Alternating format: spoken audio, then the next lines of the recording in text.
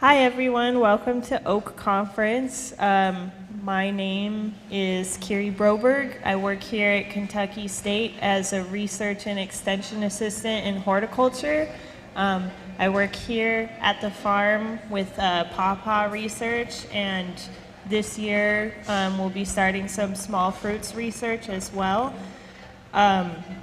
Oak wants you guys to know that CEUs are available, extension agents or pesticide applicators. You can sign up on KERS and KDA sheets at the Oak registration desk. We have some session feedback cards that we will be passing out to you guys during the presentation. Oak would really like for you guys to fill them out. They say that the feedback cards are essential to Oak's future conferences being valuable to you. Please submit them before you leave this session. The session title for this presentation today is Growing Community Through Seeds. And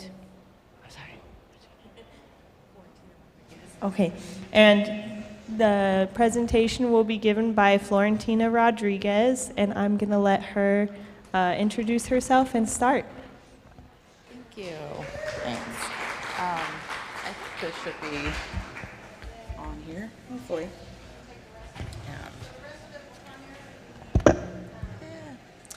So, hey everybody, so I am Florentina Rodriguez, and I am a community farmer and grower out of Dayton, Ohio. I grew up most of my life in rural small towns, but this past year I moved out to the city and started doing some urban farming there. So these folks are actually from a farm called Eden's Harvest, where I'm the farm manager for, and the lady standing next to me on this side, that's Anita Armstead. She's the owner of that farm. So I spent a lot of years, I did about 20 years in community outreach and organizing. I'm part of a BIPOC food and farming network.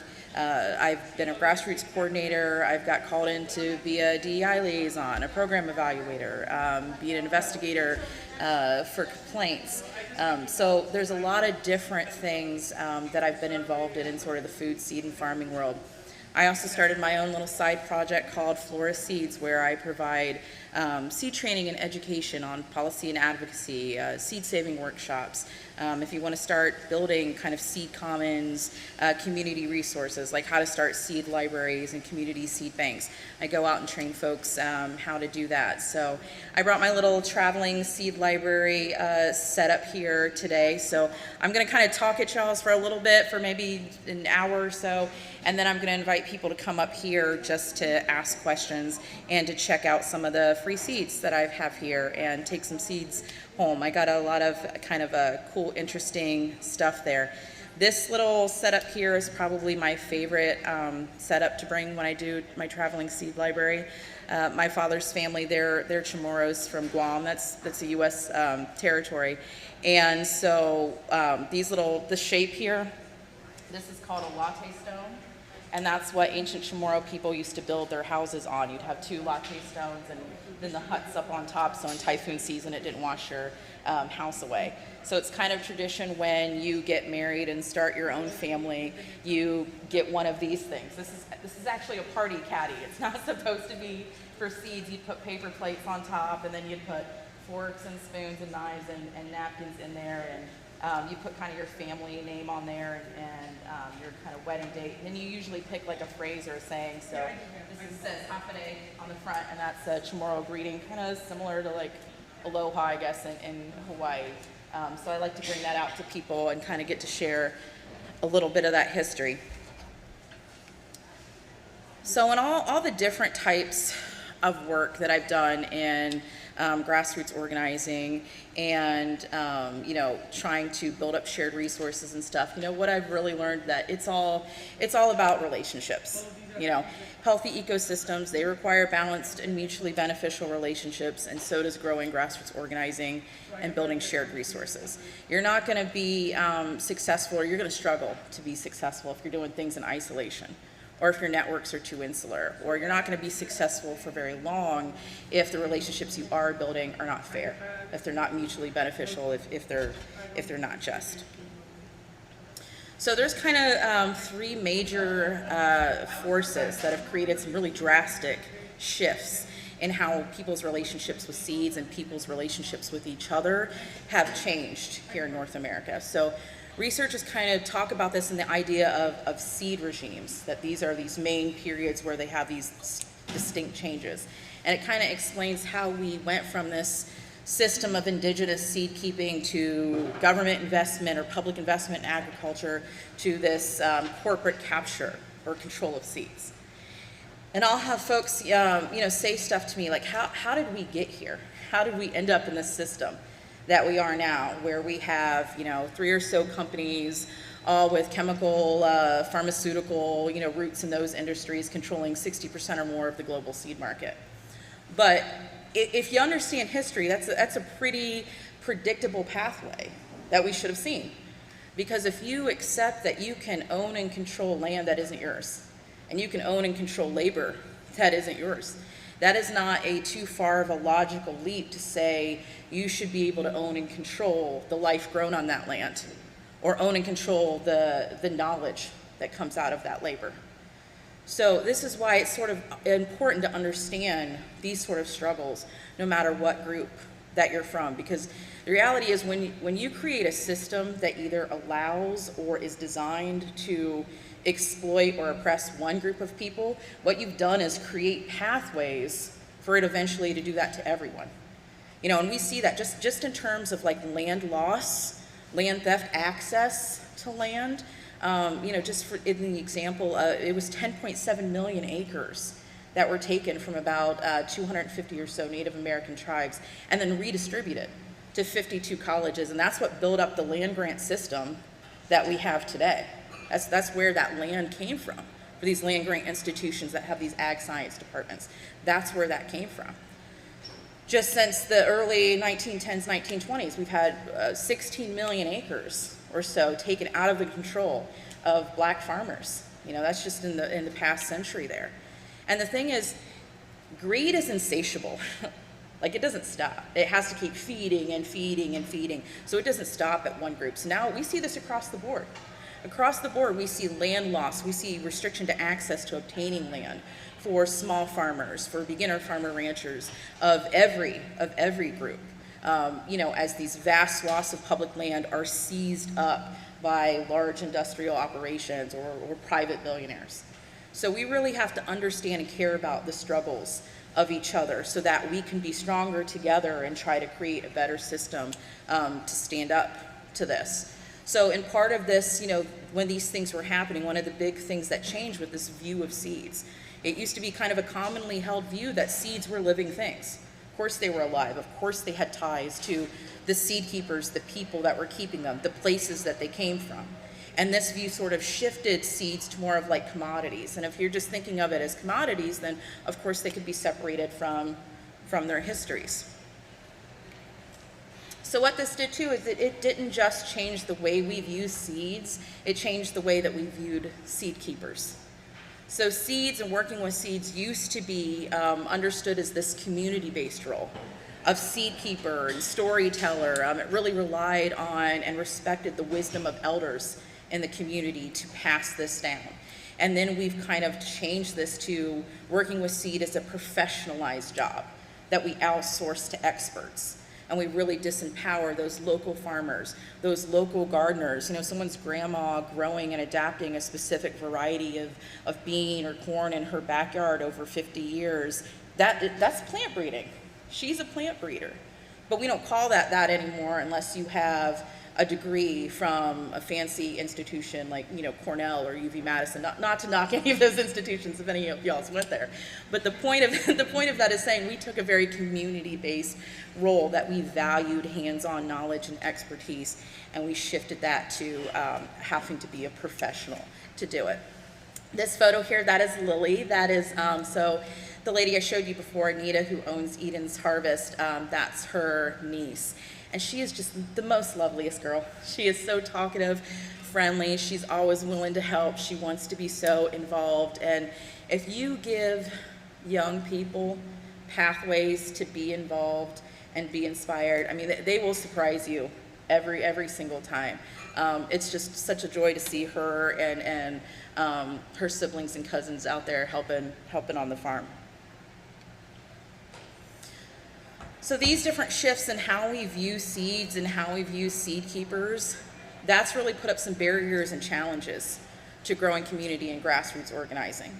Because that's what you have to do. You have to be building relationships that are growing up trust. If you're trying to get folks to the point that they want to pool their resources together, or they want to like put their selves on the line to fight for or support a cause, you have to be building relationships that have trust. And these different views have created some barriers and challenges to that. So we're going to talk about those challenges, and then we're going to talk about some practical steps on how to overcome some of those. So the first barrier or challenge here that I want to mention is kind of a twofold. It's people who are not recognizing or understanding diverse ways of knowing, or they're not understanding the difference between them and when it's appropriate to use what. So, there's an issue when people only recognize what's called scientific ecological knowledge, or SEK. That's your, Western academic, knowledge, and what we say, this is what science is, okay? And it's really important that we don't just look to that as the end-all be-all, and we say everything that is this community knowledge or traditional knowledge, well, that's just old wives' tales. Because there's a lot of gaps that scientific ecological knowledge cannot explain or cannot support, but traditional knowledge can. I put this resource up here, and I do have a physical copy for folks to see, and I'll read just a little excerpt from it. This is a free article. I always try to put resources up here that don't have paywalls, so there's not barriers to accessing them. So this is by an Indigenous researcher, scientist, author, Robin Wall-Kimmerer, who really talks about the importance of incorporating traditional ecological knowledge into our biology curriculum, our ecological curriculum, and the value of that. So in this article, she says some really important things about traditional ecological knowledge and the gaps in SEK. So she says, what is traditional ecological knowledge? Traditional ecological knowledge refers to the knowledge, practice, and belief concerning the relationships of living beings to one another and to the physical environment, which is held by people in relatively non-technical societies with a direct dependence upon local resources. Traditional ecological knowledge is not unique to Native American culture, but exists all over the world independent of ethnicity. It is born of long intimacy and attentiveness to a homeland that can arise whenever people are materially or spiritually integrated with their landscape. TEK is rational and reliable knowledge that has been developed through generations of intimate contact by Native people with their land. TEK is being recognized as having equal status with scientific ecological knowledge and has been termed the intellectual twin to science. This long intellectual tradition exists in parallel to Western science, yet it has been historically marginalized by the scientific community.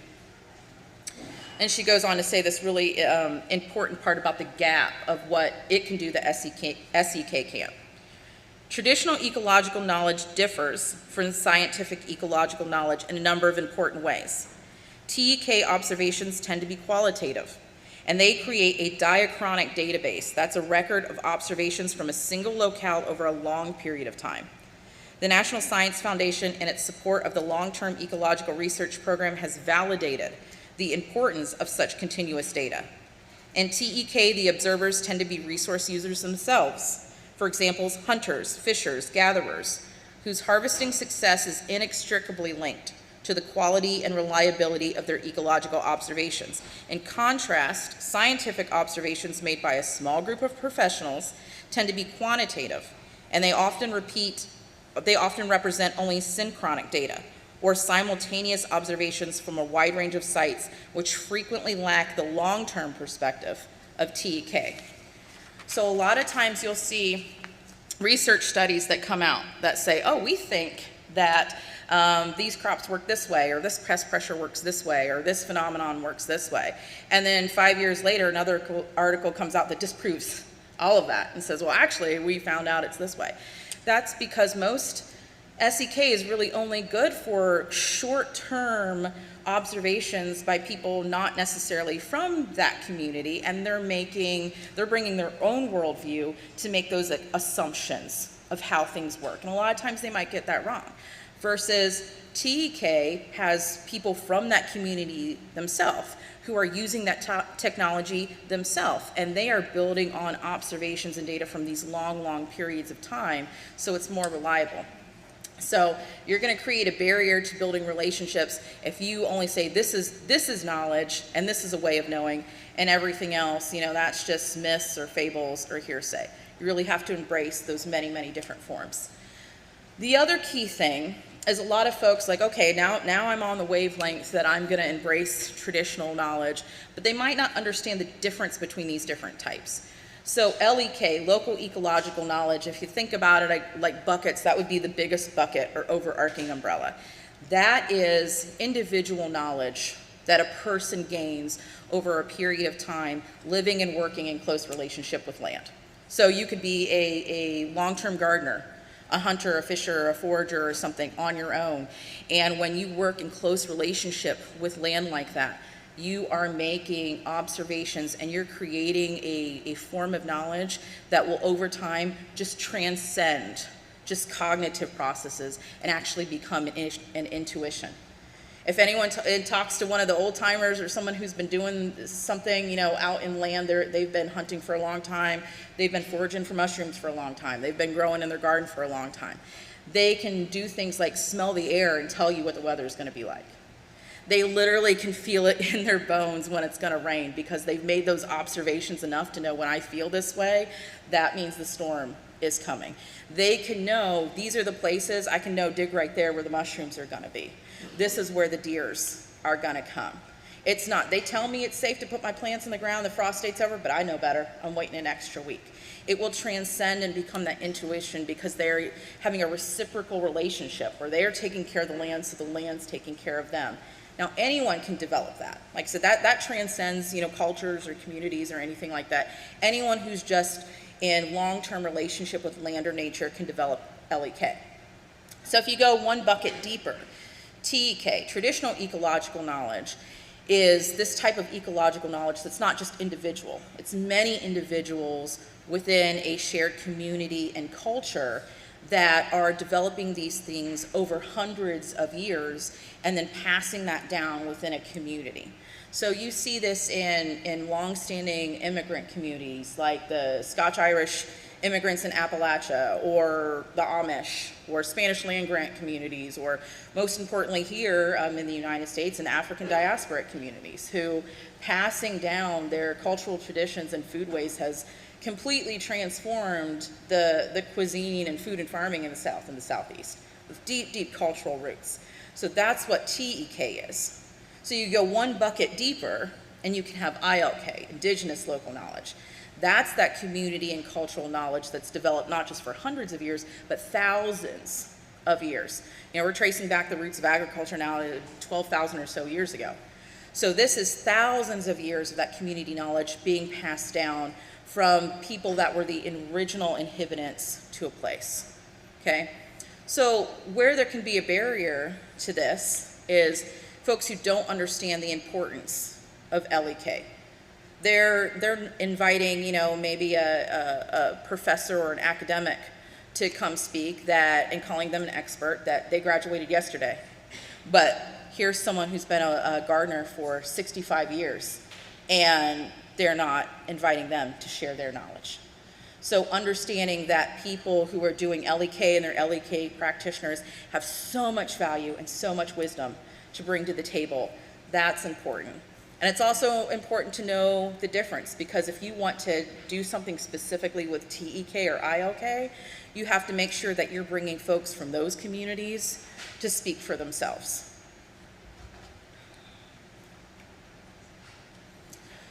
So another barrier or challenge here is not understanding the differences between building organizations and organizing people to build community movements. And I forgot to mention here, so this pumpkin here, I got at this last conference. I was down in Tennessee. It was still warm down there. And they had pumpkins as the decorations and everything, and they were going to give them away for free to people, a bunch of pumpkins and squashes. So I gathered them all up because I was running a seed swap, and I put them on my table there and had folks take the pumpkins home and start saving seeds. So me and a friend here who's actually over there, love ya, she's an agricultural photographer.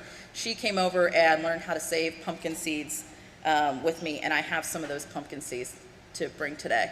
It just had the most gorgeous color inside, really super fragrant, almost smelled like a cantaloupe. So it's a really cool variety there. So there's different tactics and strategies that you have to use when you're building organizations or when you're organizing people. Not that either one of them's wrong, they're just different. And if you don't use the right one at the right time, you're gonna run into some struggles with trying to build those relationships. So in organizations, those building approaches are typically top-down, transactional, focus on materials. You got to raise your funding to get your building. You got to put your board of directors in place. You got to get your ED in place. You got to get your staff in place, and then you start doing programs out in the community. It's sort of this top-down type of thing. The organization then starts to have its own. It has its own mission, vision, priorities, and folks are sort of interchangeable. People are interchangeable to come in and carry that out. You can replace board members, you can replace EDs, you can replace staff, and the organization is just going to keep on trucking with its own priorities. When you're trying to build community and movements, those building approaches are ground out. You're trying to avoid those types of hierarchies, and you're trying to find ways for folks to all be able to participate on the same level and have their voice heard. The mission, the vision, the values, the things like that, those are going to constantly be shaped by the people who are part of your community, who are coming alongside of that movement. So there needs to be some more flexibility and adaptability of what we're trying to do and how we're trying to do it when you're trying to build community than if I just work for an organization and this is the company line and, get with it or don't type of a deal. So community movements, they grow organically because they focus on people. Now, community and movements, they can spawn organizations. It's actually kind of helpful to do that when you start getting large enough to have maybe a central organization to share resources or help with communication or help get funding and stuff like that. But if you try to start the other way and build up an organization before you've got your supporter base, before you've got community buy-in, you're really going to struggle to do that. So that's my son. That's my baby son.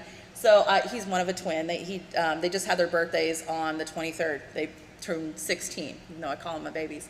So there he is helping pick some beets at one of the community farms. And then that second picture, that was sort of our first harvest of stuff that we were going to bring.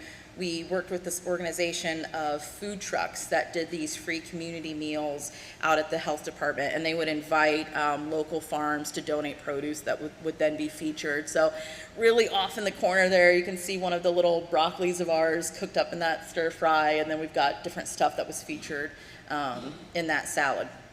So organizations, if you are thinking of building up an organization, organizations can impact positive social change if they stay connected to communities and movements. So the first thing you've got to do is you've got to ask, A, who is your community? And then B, what movements do you align with? So for A, you've got to ask, I get this question all the time of well, who is our community? Okay, and the reality is it's not everyone. It's not everyone who shows up to the party, all right? Sometimes folks, and I'll kind of dive deeper in this in some of these other slides, but some organizations or some groups as they're trying to get started will overextend themselves. They'll stretch themselves really, really thin for fear of not being inclusive. But the reality is if you try to make something that is going to be everything to everyone, you're going to end up so watered down and so stretched thin and so overtaxed that you're not going to serve any single group well. So you really have to spend time drilling down of like, who is my specific community? And then some other organization might be dealing with a different community. You really have to be thinking those things through. So when you're asking like, who is your community, you have to look at who do you want to be building relationships with and what needs done to ensure those relationships are equitable.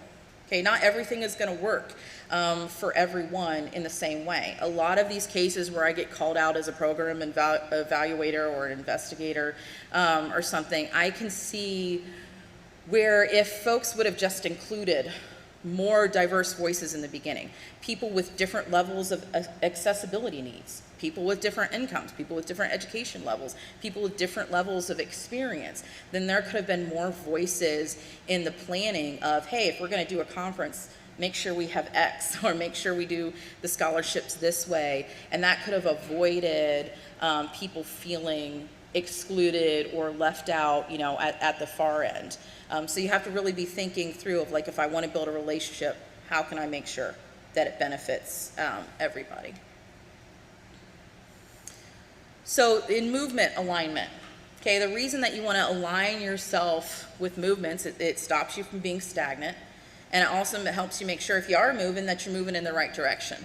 Okay, so some examples are seed sovereignty, organic, farmers, workers' rights, food justice.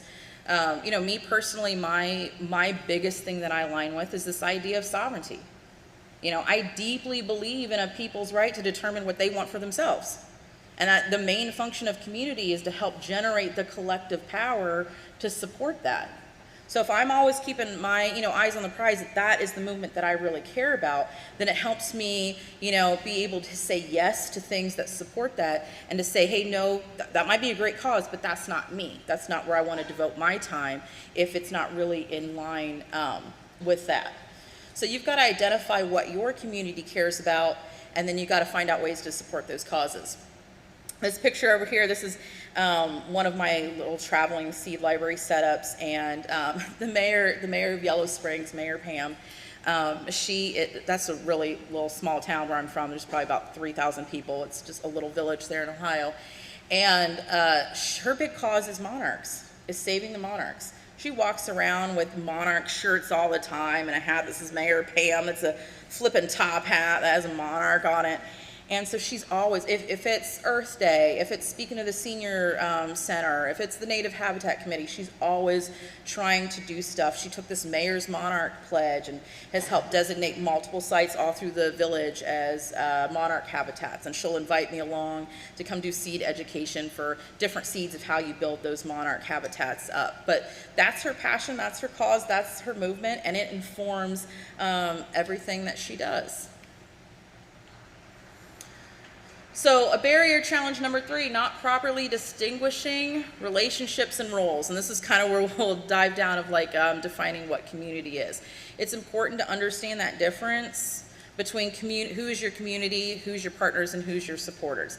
A lot of problems happen when people are trying to be close with folks and bring them into community that maybe they should have held at arm's length and said, okay, you can come support me for this one event here, but you cannot be part of, you know, just what we're doing day in and day out. So your community, that is the core people and or groups with shared values, goals, priorities, and understandings working together, or whom an organization seeks to serve and represent. So why the understandings part is bold, italicized, underlined, a different color, because I cannot stress that enough. Even when we are speaking the same language, like literally and metaphorically, still not everyone has the same understandings about what key terms or key principles mean. For example, a big one where I see a lot of conflict, there are groups that say that they are doing participatory work, but their definition and understanding of participatory is more akin to participation or attendance, as in I'm going to develop the whole program myself, and then I'm going to invite community members to attend it, and then they can share feedback if they want at the end. And that's one understanding of participatory. But there's other groups that understand participatory to mean more collaboration Like, I'm going to be able to be involved from the very beginning and help shaping what this program or thing is going to be so that it's really a joint effort. So if you're bringing those two groups together, and this is my understanding of participatory and it's different than your understanding of participatory, there's going to be some headbutting and people will usually end up getting hurt. So you have to make sure that it's not just about bringing folks together who all care about the same things, that are all raring to go to start getting things done and working together. You really have to take that time on the front end to make sure that everyone really is on the same page with what these practices mean, what these principles mean. Again, if you're trying to build up that trust, to have those relationships where people want to share their resources, where people want to be willing to stand up and organize together. So your partners. Partners are people, groups, communities, or organizations with enough alignment around the mission, vision, goals, and trust in policies, procedures, and practices to collaborate as extensions of one another. One thing that I also get called in is when, here's a group that maybe they've agreed to be a fiscal sponsor for a smaller organization. Or there's individuals who have agreed to be the PI or the PD on a grant, to where they're responsible for overseeing it, but someone else is carrying out that grant, the actual activities of that grant. And then the organizations are doing things, maybe they're not doing on the up and up. Maybe they're not doing the practices in the best type of way, and they're causing some harm down the line. And then when that community says, hey, I've been harmed by this, or this happened at this conference, or why is this going this way? Sometimes you'll have folks from that fiscal sponsoring organization or that person that was supposed to be doing the oversight say, well, hey, I'm not responsible. I wasn't aware that these other people did it, not me. But if you're putting yourself on there and vouching that you're a partner, you kind of don't have that excuse. Because what you're signifying to the community, and sometimes even legally, depending on how these partnerships are written up, is that you are aware, or you should be aware. You're giving your sign of approval that this group is just as if I was there. So you've got to be really, really careful of who you want to work with on that level as partners. I know it's tempting sometimes because everybody's chasing funding and everybody's chasing supporters, but a lot of times there's some invisible strings attached to partnerships, and you have to be aware of all of those different things. So that goes into supporters. Okay, so your supporters are people, groups, communities, or organizations with enough alignment around mission, vision, goals, and trust in policies, procedures, and practices to just feel comfortable accepting or offering support around a specific events, campaigns, or projects. You don't have to know as deeply everything that's going on for someone who's just, they're going to sponsor our conference and they're going to want to put a logo up here. So you have to do your due diligence a little bit if it's like, okay, we're just partnering on this limited one-time event, but you still have to make sure it makes sense. For example, I don't care how much money would be offered. It wouldn't make sense, and people would probably criticize if like Monsanto wanted to come sponsor the organic event. We'd all be like, what's going on here? The important thing to remember with all of this is at the end of the day, your responsibility and commitment needs to lie with your community. There will always be more opportunities to network and find partners. There will always be more opportunities to find funding. But if you lose the trust of who's supposed to be in your community, you may never get that back. So that's something that you have to keep in mind with distinguishing those groups and distinguishing what your priorities are between them. So another barrier challenge here is identifying purpose. Okay, so if community is who joins together, that's who joins together with purpose, and movements are what they do with that collective power. I've seen this time and time again, stuff fizzling out. A who without a do, you're going to lose momentum and you're going to lose meaning. A lot of times you have events like this, you have conferences and stuff, and when the iron's hot and everybody's responding back like, yeah, we want to stay in touch and we want to keep together. If you don't have those next steps for what people can do, how they can make a difference, how they can be part of something, we're all busy. We've got lives, we've got other things going on. You've got to be able to connect people with a purpose or you're going to lose that momentum. Okay? It's also important when you're trying to build community, the do has to be purpose and not task driven. This is the difference between, there might be folks that are coming together and picking up trash as community service because they got in trouble with the courts, or they're trying to earn volunteer hours for school. That doesn't necessarily build community.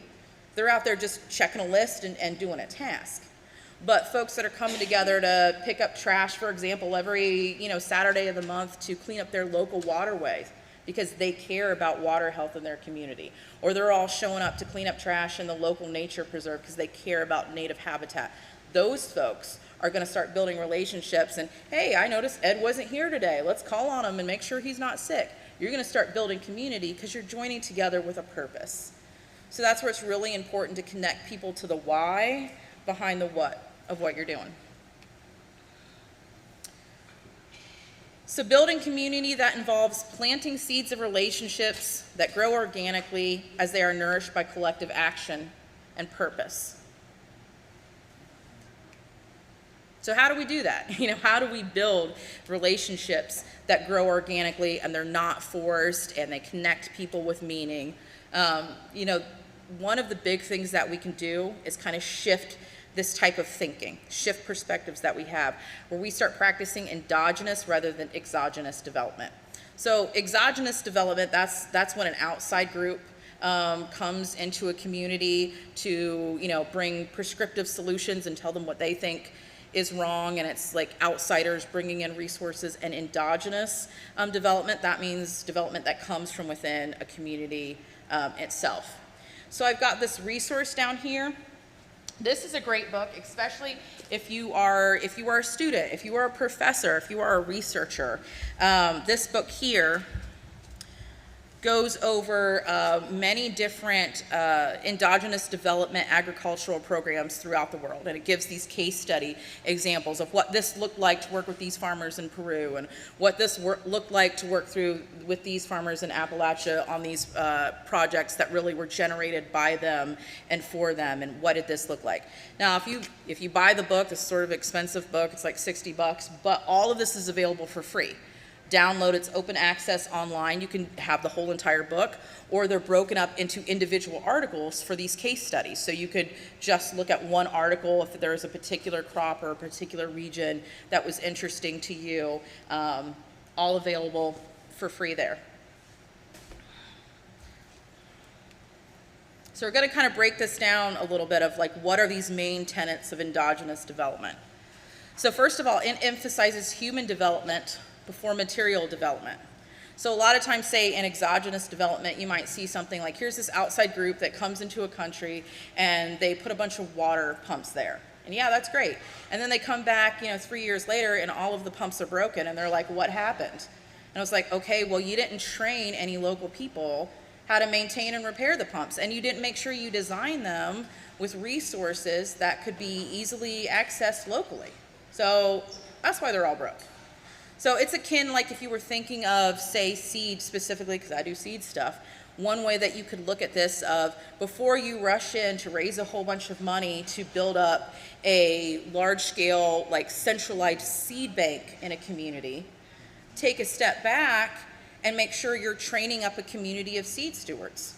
Like offer seed saving workshops, offer classes about how to build up some seed libraries, offer classes on how to build up small community level seed banks. So before you build the big, spend $1 million to build a big building for a seed bank, you've got a whole community of people that now know about seeds, care about seed saving, know how to do it. There's 25 different seed libraries all in the neighborhood that now could be supported by the big thing.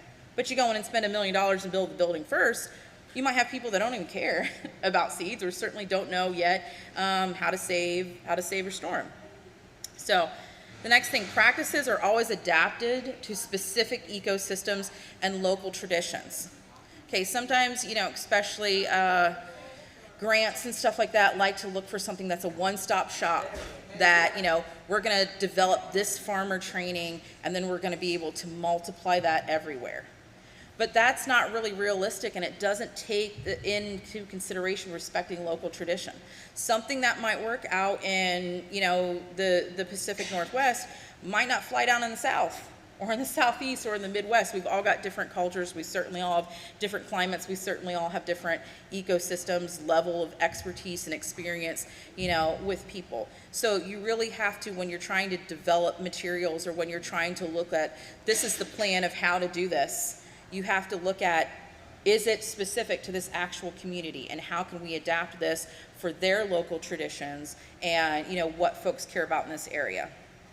Active participation that respects local culture and values. Again, sometimes organizations, they want to come in and it's all done. And it's like, here's the package of, here's the step, this is the roadmap, follow these 10 steps and you'll be able to do this, and I'm just delivering it to this community and you're the passive recipients of it. Versus coming in with the mentality of, let's work with the local leaders and folks in that community to develop things that they want. Most people want to be actively involved in things. There's always going to be leaders there. There's always going to be people who are already in that community fighting for its health and doing good work. And you have to identify who those people are and involve them in an active way. So it focuses on a region as the ideal size for diverse voices without getting lost in the crowd. Again, some people want to, when they're thinking of organizing or they're thinking of like building up shared networks, they immediately want to rush to the largest. We've got to do this nationally. We've got to do this globally. That's too large. That's too large. The voices are going to get lost in the crowd and you're not really going to be able to hear anybody. But if you're also too small of a focus, if the only folks that I care about or want to define in my community is the literal people on my one street, that's too small. There's not enough diverse perspectives. I'm going to miss some important key things. So a region is kind of that nice sweet spot where it's big enough to have people from all different income levels and education levels and experience levels to really make something that has all of those different voices, but it's not so big that's being lost. And if you focus that way, instead of we have to start first and try to make global change and then trickle that down and distill it into neighborhoods, if you thought this region has to figure out how to take care of itself, and that might be differently than how this region takes care of itself, but if every different region is doing that, then together they end up making a global or national impact. Okay? Endogenous development, it also practices mutual knowledge exchange. You don't gatekeep knowledge and put things behind paywalls or say, for you to be able to access this information, you got to pay me thousands of dollars to come do consulting for you. Now, sometimes I get paid to come speak and do things, and that's always cool if I do, but I never not come talk to a group in need if they can't pay me. A lot of times, thank you. A lot of times I'll just bring a little jar that says donations on it, and folks will literally just put quarters in there, or they'll give me seeds that I can then go pass out. But it's about, if you have knowledge, being willing to find ways to share that so you can learn from other communities and they can learn from you, and you don't kind of gatekeep that. Jenny just passed me a note that says, please announce there's a Nissan Altima with Bourbon Company plates and it's running outside. So if that's you, your car is running. Endogenous development, it also facilitates this third system, what they call a third system of power. When people talk about power, they usually talk about government is the first system of power, and then economics is the second system of power. But endogenous development helps build up this local support that's outside of that. So building up mutual aid networks, building up community networks where people are bartering and exchanging things with each other. Because when you're trying to make change on this local level, we're in a system right now where you still need people who are out there fighting the good fight on that policy advocacy level, trying to get the government to change, trying to get corporations to change. But that may or may not ever happen. And if it does happen, it's certainly not going to happen fast enough. The government's not coming to save us. Corporations are not coming to save us. That change to make your daily life better and your community's life better, that is not going to happen fast enough if we're just sitting around waiting for big level change. So endogenous development focuses on how do we develop that third system of power, community power, where it's fine if we want to be priced out or outcompeted by Walmart or Kroger's because we started up our own community grocery store. Or we started up our own community cannery, our own seed library networks. We're okay taking care of ourselves in the meantime of if and when this big type of change is ever going to happen. So here's are some ways that you can practice this endogenous development, okay? First type of thing is strengths or asset-based versus deficit-based thinking. A lot of times when people are trying to develop resources or they're trying to build programs, they want to focus on what's wrong. Everything that this community doesn't have. And that really will set up relationship dynamics where there's an us and a them mentality, or it's we're the givers and these are the people in need. And when you're trying to build relationships that have this type of trust where people are willing to share and unite, you really got to be trying to build relationships that have that equal footing, you know, and not this us and them type of a thing. So strengths-based, or sometimes they'll call it ABCD, asset-based community development.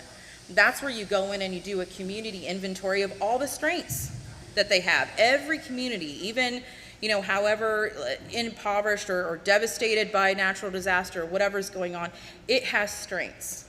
You could look through that community and say, let's do an asset inventory, and you'll find that there are a ton of, you know, local churches that are doing free meals and have community church gardens, or there might be an active senior citizen group that is interested in doing some mentorship.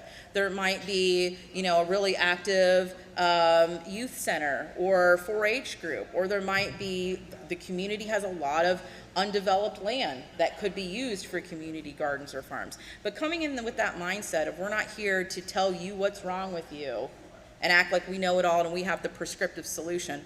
We're here to come hear from you about what the strengths that you have and find ways how we can bolster those and build capacity and build on what's going right instead of trying to tell people everything that's wrong. The second is this: practice nothing for us without us. A lot of times I'm in meetings and they're talking about they want to do stuff for particular groups. We want to reach out to small farmers.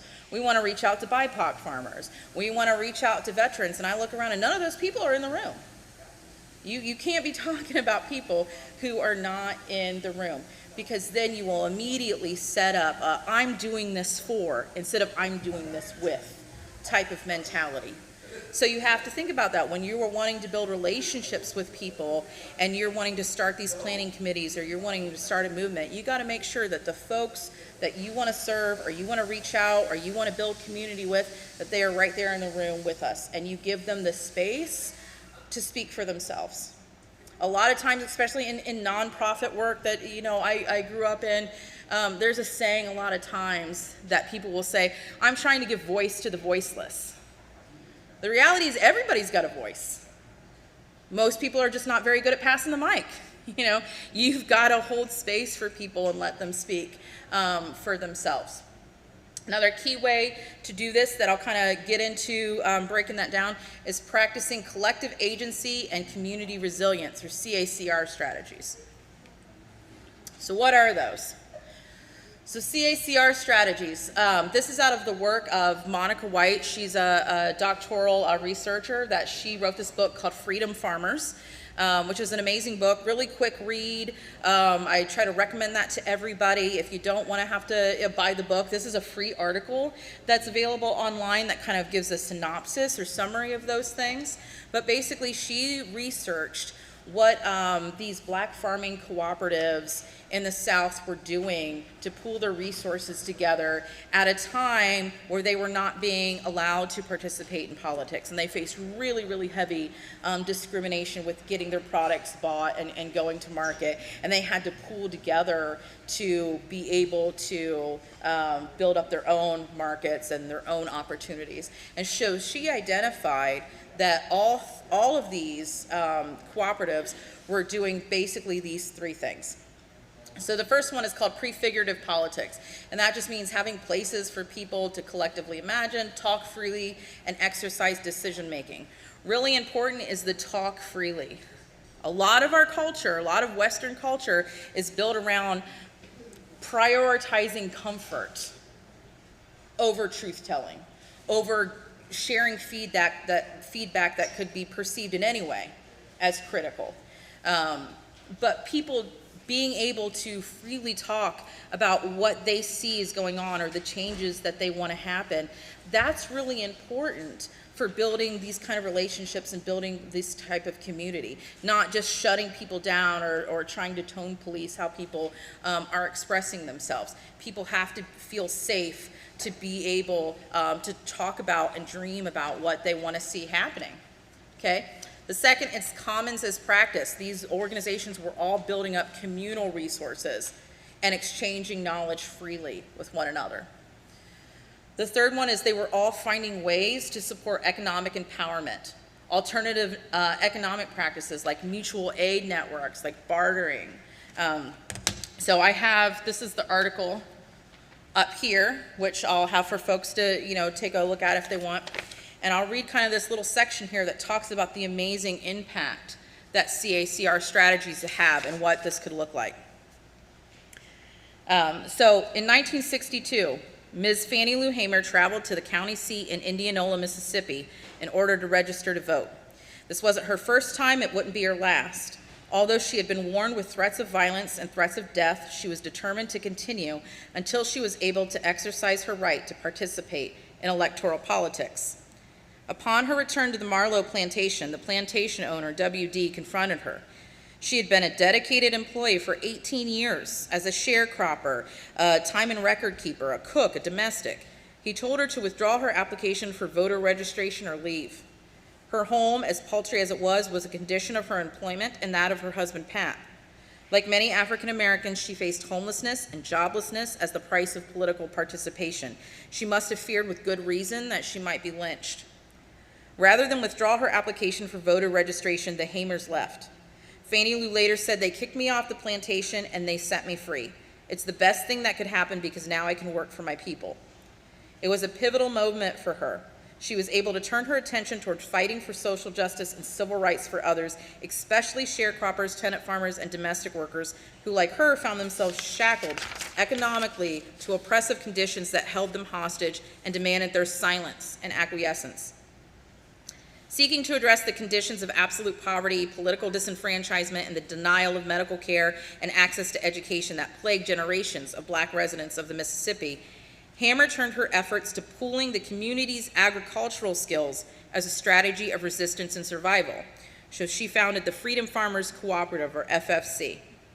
The FFC would ultimately own over 680 acres collectively. They owned a pig bank, a community gardens, a sewing cooperative, a catfish cooperative, a Head Start program, a commercial kitchen, a garment factory, a sewing cooperative, a tool bank, and even low-income affordable housing. The FFC was able to offer health care and disaster relief and educational and retraining opportunities. African Americans who were fired or evicted for seeking full access to their rights as citizens, as Hamer had been, had a place to go.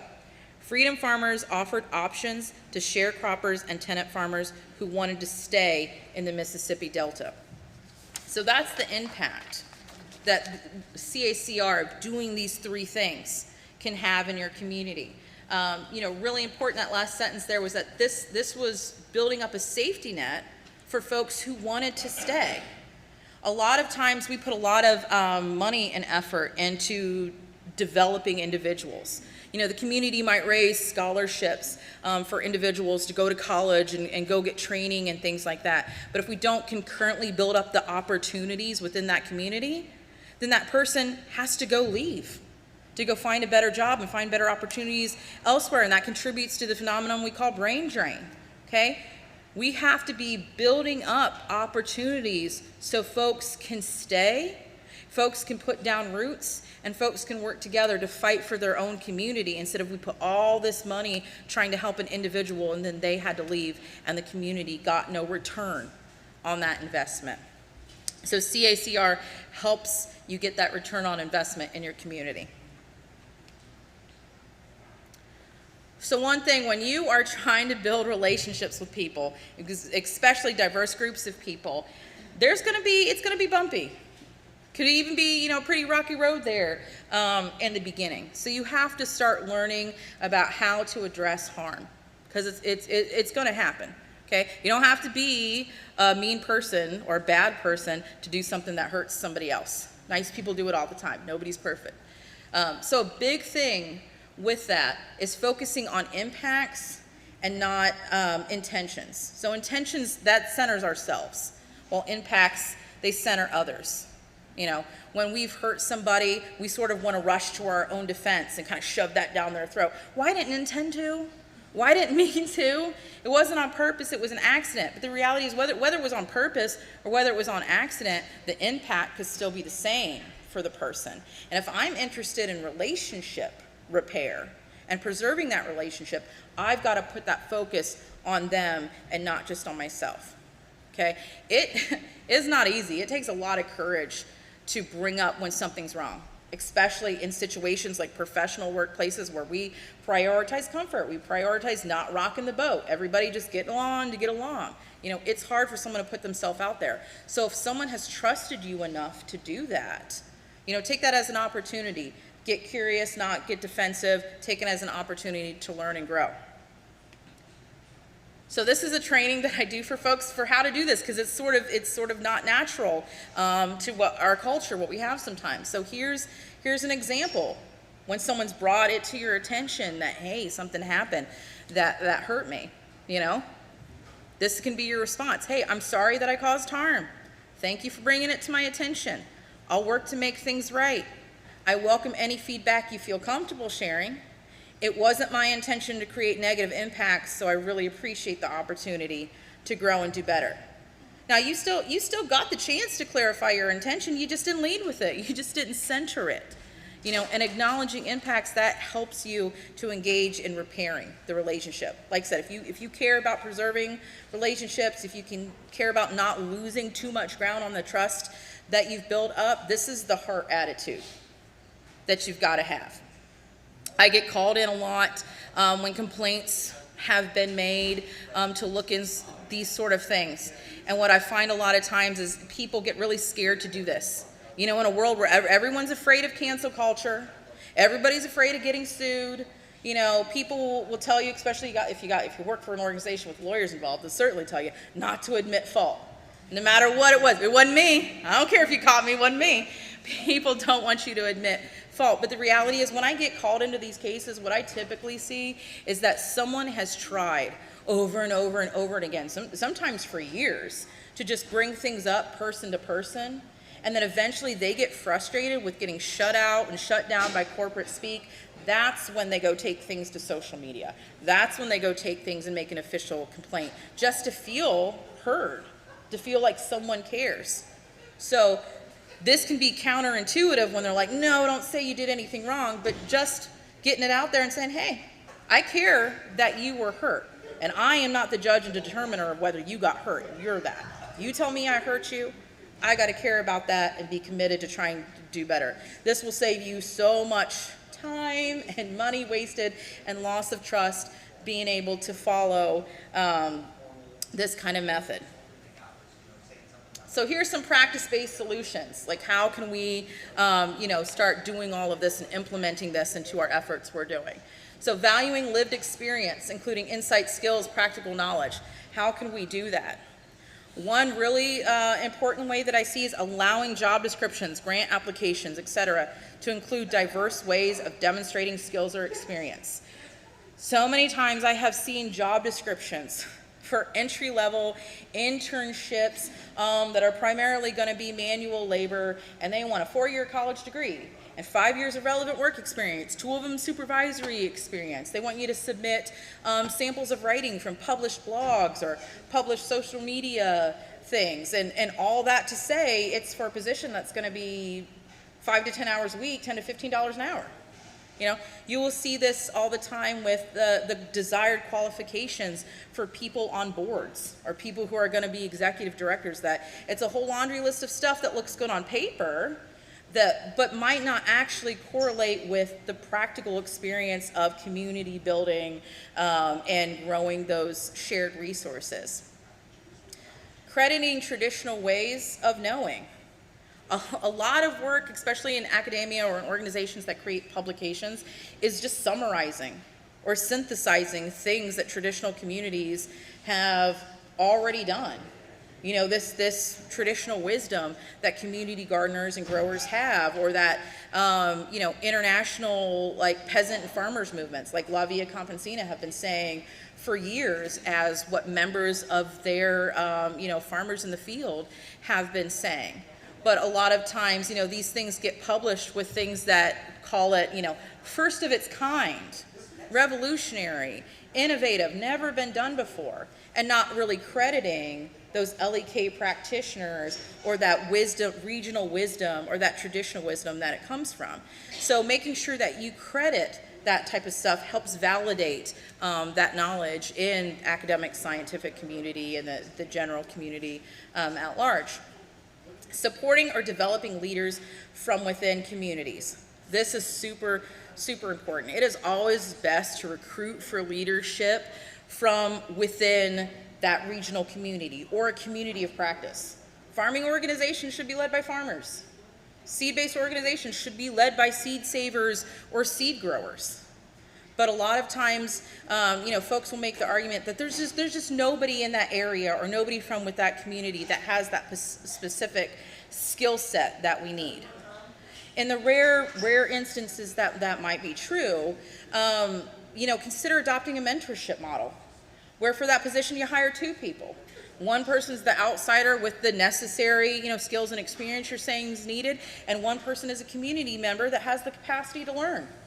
And that first year, pay the outsider 75% of the money to do 75% of the work, and the community member 25% to do 25% of the work as they learn. The next year, do it 50-50. The third year, do it 75-25 the other way. And then the last year, you've got that community member fully trained up, doing 100% of the work for 100% of the pay. And you can keep that outsider on as a, you know, consultant or in advisory capacity, you know, if needed. But we have to be just as committed to growing local leaders as we are to growing local food, okay? Another one is building the capacity to apply and share knowledge and skills. So a lot of times these beginning farmer rancher trainer type programs, things like that, they will have components where they help folks develop individual business plans, but not everyone wants to do things just for themselves. I might not want to just feed myself, I might also want to help feed my neighbor. So building resources, communal resources into some of these training programs, like helping people figure out, like, this is how you start up a tool lending library, this is how you start up a seed library, this is how you start up a community cannery or start up a farmer's market. Having it be just as valid to teach people how to do community and communally shared resources as just to have individual success plans, that's how you can incorporate some of these things.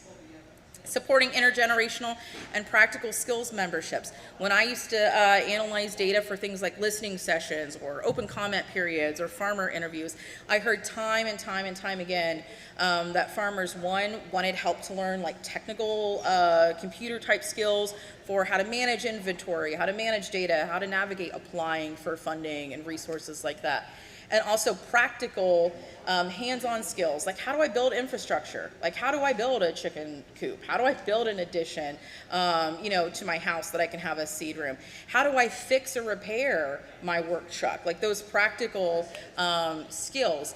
And a lot of folks were asking for the opportunity to shadow longtime farmers, because there's so much of that stuff that you can't learn from a book. A long-time farmer, one of these old-timer gardeners, they have learned all of these tips and tricks to adapt what they're doing, to solve practical solutions in real time. And it's stuff that you just have to watch someone do it and then have an opportunity to do it yourself. So creating opportunities for those types of mentorships between long-term farmers, beginning farmers, young people, elderly people, that is an important way to do that. Involving community members with diverse skills to use their gifts, okay?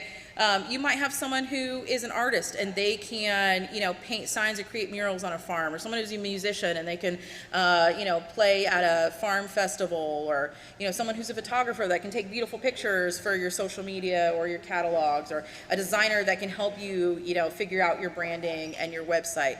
The point is, like, we don't all have to be doing the same thing to be doing our part. So as long as we are caring about the same stuff and we want to, you know, start working together, we can be part of a community. We don't all have to be doing the same thing. So practice-based solutions, the last thing here that I'll talk about is ways to respect biocultural legacy of seeds. Again, I said seeds are living things. They are inherently tied to people and place. You know, we can, in research terms, you might call it, you know, epigenetics, that on top of the genetics of the phenotype and genotype of what a plant is, it also has this other level of how their DNA can be affected by the things that happen to it that season. And it can remember this pest came or this weed came, and I adapted some resilience to it, and I can pass that on to the next generation. So science has found that on top of that DNA, there's another level of gene expression that's epigenetics.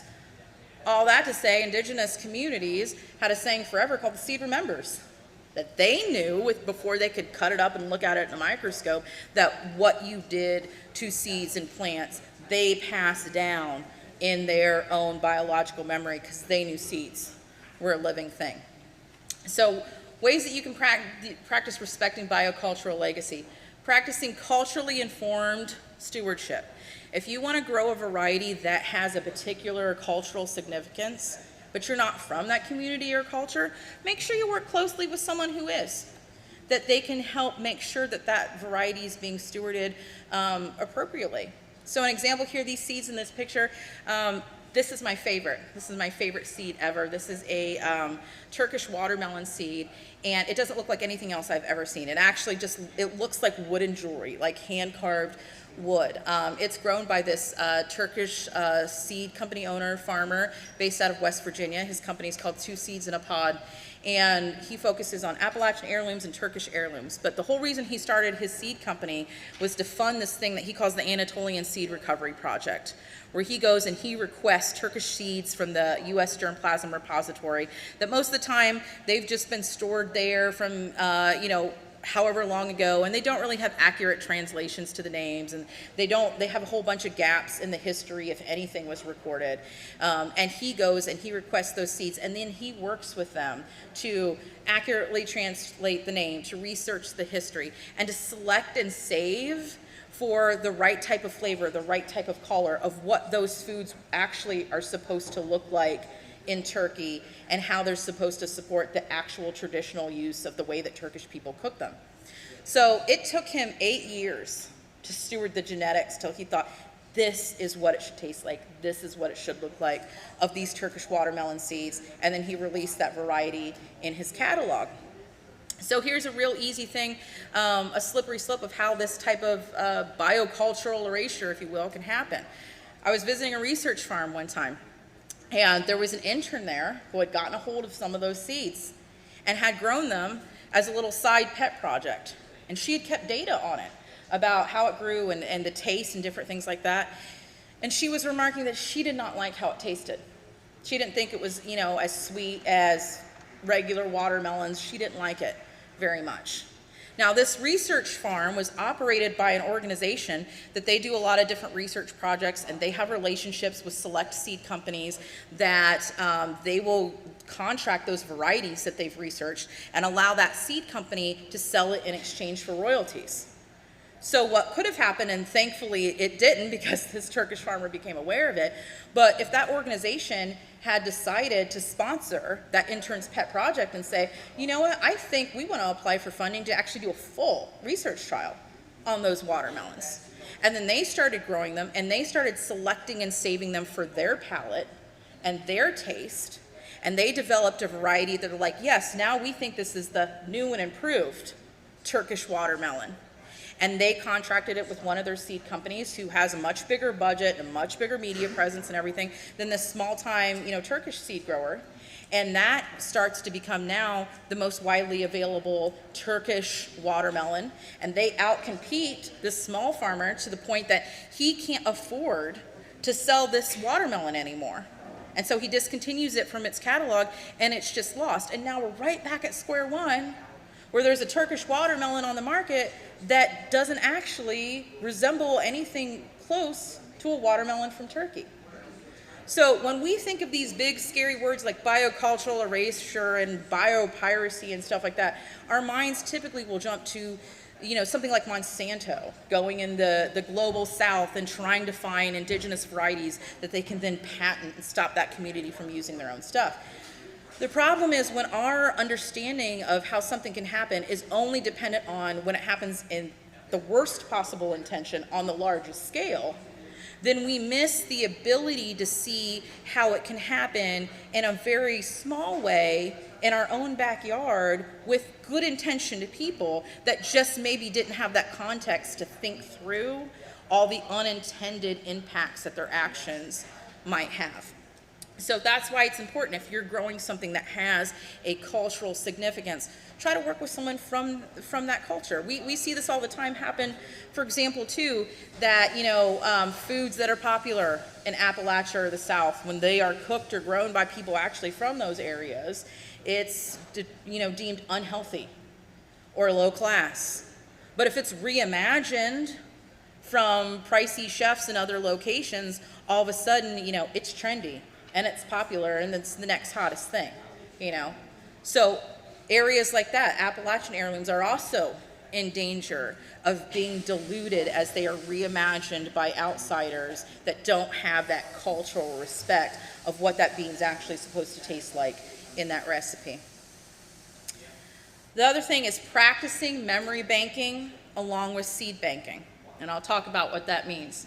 So this book here, this is, I believe she lives in Tennessee. So her name's Janice Ray. She's a Southern writer here. She wrote this book, The Seed Underground, A Growing Revolution to Save Food. And so in one of these chapters, she's talking about the work of anthropologist Virginia Nazarea, who's the author of Heirloom Seeds and Their Keepers, Marginality and Memory, and the Conservation of Biological Diversity, which talks about the relationship between agrobiodiversity and cultural memory. That's a picture of me and some of my aunties there.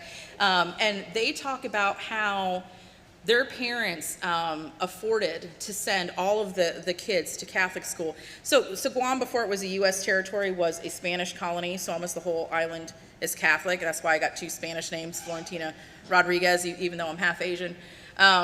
So they talk about how they afforded to do that is because they almost never had to buy groceries.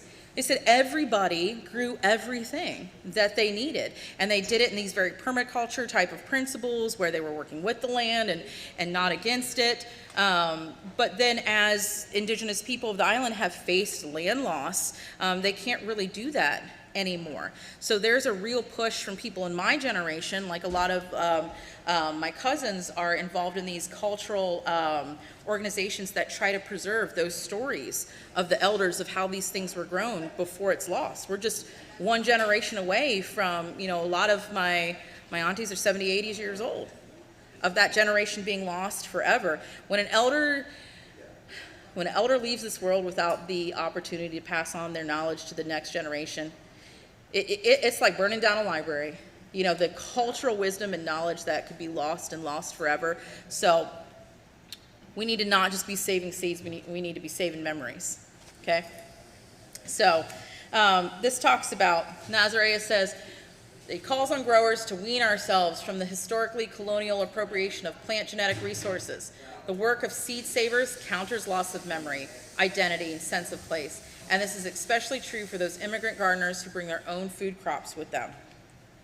She goes on to say, she advocates for a practice called memory banking, parallel to seed banking, which preserves cultural information alongside genetic and ergonomic information.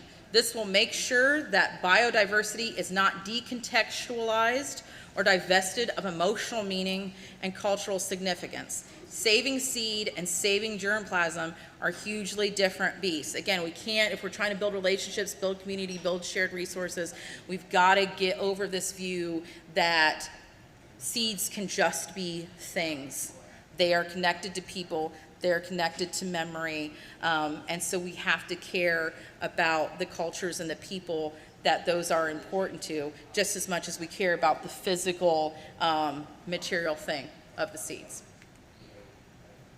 So I've got some acknowledgments here and some announcements, and then I'm going to invite folks to just come up and ask questions if they have them, and to take some seats here. So first of all, I have with me Lovia Stewart. She came down, and as she's worked with me on a couple different urban farms out there in Dayton, Ohio.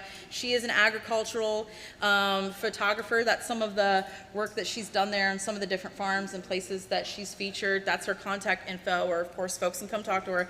If anybody is interested, you know, when I said you can find people with diverse gifts and how they can partner with you, and maybe doing a photography project or photojournalism project with their farm or their growing operation, she's a cool person to talk to for that. Also, so for folks who are wanting to start getting involved in building up shared resources, there's a cool thing that's happening right now. There's some working groups planning some stuff around the Cumberland River areas in Tennessee and Kentucky that's going to be called the Cumberland Seed Commons. So look out for that if you see emails about it or announcements about it. That's trying to build up some networks of folks who want to share communal resources about seeds.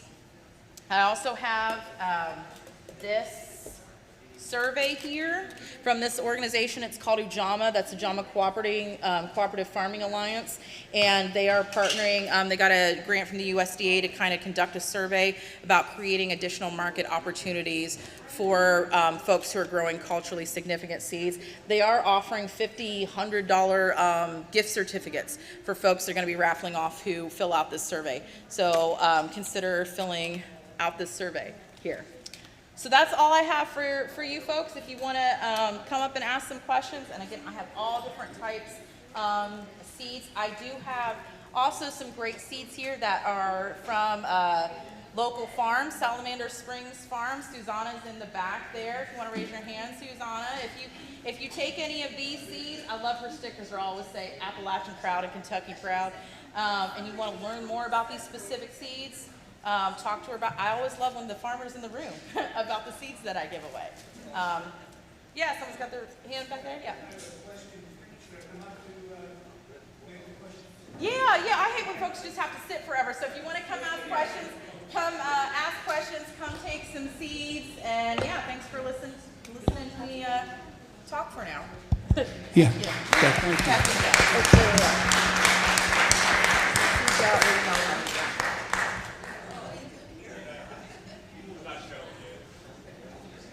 So, okay, thanks. Hi, my name is Paul Vincelli. I'm a scientist at large for the Southern SARE program. That was a really excellent talk. I learned a lot. Yeah, thank you. I learned a lot, and we'll continue to learn here today, I'm sure, and beyond. I did want to make a comment with respect to the scientific method. Yeah. The scientific method is an endeavor like art. It's what people do. So I like to start with that, and I think the main point I want to make is if the scientific method can be a tool to the benefit of your principles and values. For example, let's suppose that a GMO trait was spreading or thought to be spreading among indigenous varieties. Then the source of the best evidence for that is probably going to heavily include the scientific method. And so I just wanted, and if it is, I'll be at the front of the line saying we've got a problem here, folks, because we've got the evidence that it's happening. So I just wanted to bring that wrinkle into the discussion. Yeah, thank you. I mean, it's definitely, it is a both and. And that's kind of the point there. Like, there is a lot of value that SEK has, and there's also a lot of value that these other types of knowing has. And the most powerful thing is when they work together to inform each other. Yep, so thank you.